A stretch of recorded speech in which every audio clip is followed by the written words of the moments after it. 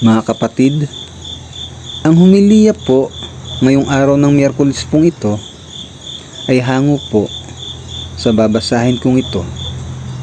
Lucas, Kapitulo 9, versikulo 1 hanggang 6. Isinugo ang 12. Tinipon ni Jesus ang 12 at binigyan sila ng kapangyarihang magpalayas ng mga demonyo at magpagaling ng mga may sakit.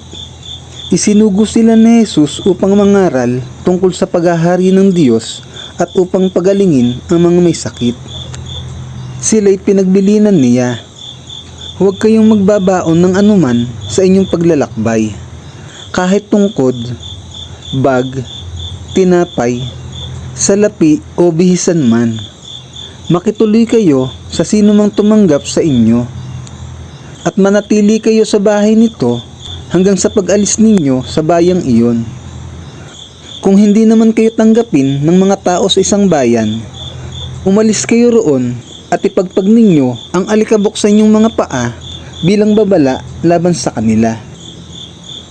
Saan man sila mapunta, ipinapangaral nila ang magandang balita at pinapagaling nila ang mga may sakit." Ang mabuting balita ng Panginoon.